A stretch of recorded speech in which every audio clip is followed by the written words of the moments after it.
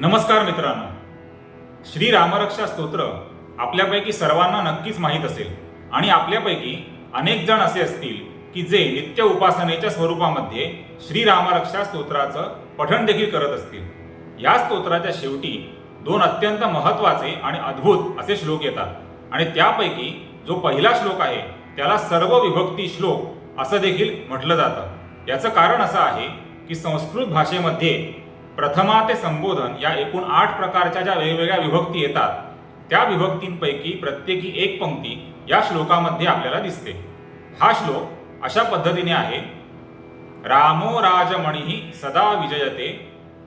ही प्रथमा विभक्तीतली पंक्ती आहे। तिचा अर्थ असा होतो की सर्व राजांमध्ये श्रेष्ठ असे श्रीराम यांचा सदैव विजय होतो। दुसरी पंक्ती आहे, रामम रमेशम भजे। ही द्वितीय विभक्तीतली पंक्ती आणि तिचा अर्थ असा होतो की भगवान श्रीहरी विष्णूंचे अवतार श्रीराम, लक्ष्मीपती श्रीहरी विष्णूंचे अवतार सीतापती श्रीराम यांना मी वंदन करतो। पुढची पंक्ती आहे, रामेण अभिहता निशाचरचमू। ही तृतीय विभक्तीतली पंक्ती आहे आणि तिचा अर्थ असा होतो की श्रीरामांनी राक्षसांच्या समूहांचे निर्दालन केले, त्यांचा वध केला। पुढची पंक्ती आहे, रामाय तस्मै नमः। ही चतुर्थी विभक्तीमध्ये आहे आणि तिचा अर्थ असा होतो की श्रीरामांना माझा नमस्कार असो। पुढची पंक्ती आहे, रामात नास्ति परायणम परतरम। ही पंचमी विभक्तीतली पंक्ती असून तिचा अर्थ असा आहे की परब्रह्मस्वरूप परमात्मा श्रीराम यांच्या पलीकडे काहीही वंदनीय असं नाही। पुढची पंक्ती आहे, रामस्य दासोस्म्यहम। ही षष्ठी विभक्तीमध्ये असून तिचा अर्थ होतो श्रीराम माझे स्वामी असून त्यांचा मी दास आहे आणि षष्ठी विभक्ती असल्यामुळे ही स्वामित्व दर्शवते। पुढची पंक्ती आहे, रामे चित्तलयः सदा भवतु मे। ही सप्तमी विभक्तीतली पंक्ती आहे आणि तिचा अर्थ होतो की श्रीरामांचे ठिकाणी माझे मन, माझे चित्त स्थिर होवो। आणि सर्वात शेवटची पंक्ती आहे ती अशी आहे, भो राम माम उद्धर।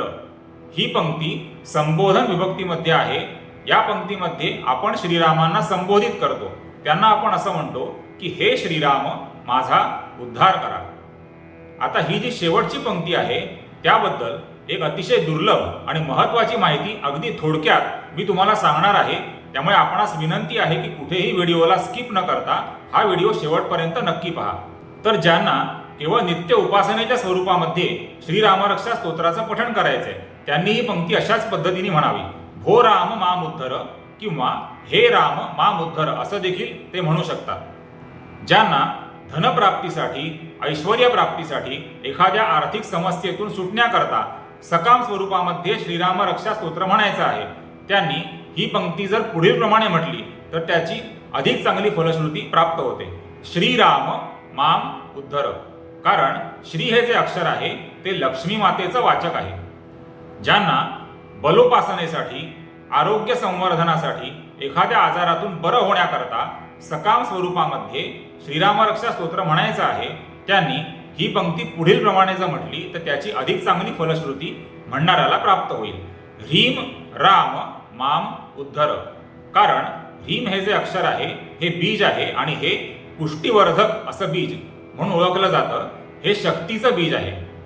आणि ज्यांना केवळ आध्यात्मिक उन्नती करता श्रीरामरक्षा स्तोत्राचं पठण करायचंय त्यांनी ही शेवटची पंक्ती पुढील प्रमाणे म्हणावी, राम राम माम उद्धर।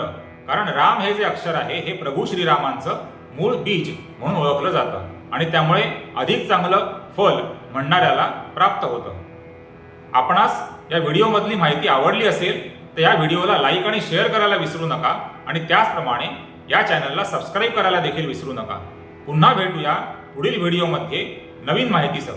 जय श्रीराम।